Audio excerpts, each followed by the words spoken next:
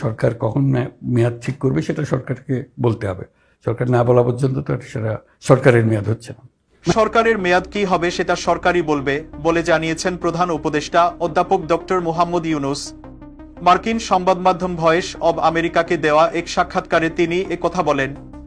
গত সপ্তাহে জাতিসংঘ অধিবেশনের ফাঁকে সাক্ষাৎকারটি দেন তিনি, যা গতকাল সোমবার প্রচার করে ভয়েস অব আমেরিকা। সেনাপ্রধান ওয়াকারুজ্জামান রয়টার্সকে দেওয়া সাক্ষাৎকারে জানিয়েছিলেন, তার বাহিনী 18 মাসের মধ্যে বাংলাদেশে যেন নির্বাচন হতে পারে সে বিষয়ে সরকারকে সব ধরনের সহায়তা করবে। তিনি বলেছিলেন, যা কিছুই ঘটুক না কেন গুরুত্বপূর্ণ সংস্কার সম্পন্ন করে আগামী 18 মাসের মধ্যে যেন নির্বাচন হতে পারে সেজন্য অন্তর্বর্তীকালীন সরকারকে সব ধরনের সহায়তা করা হবে। সেনাপ্রধানের এমন বক্তব্যের বাংলাদেশের রাজনৈতিক অঙ্গনে নির্বাচন নিয়ে নানা রকম জল্পনা কল্পনা শুরু হয়। বিভিন্ন রাজনৈতিক দলগুলোর মধ্যে এই সময়সীমা নিয়ে মিশ্র প্রতিক্রিয়া দেখা যায়। পরের দিনই আওয়ামী লীগের পক্ষ থেকে সজীব ওয়াজেদ জয় স্বাগত জানান।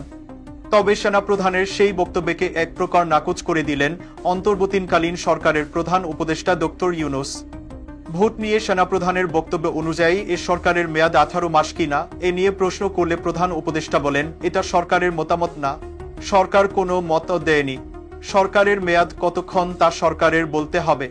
সরকার না বলা পর্যন্ত তো আর সেটা ঠিক হচ্ছে না।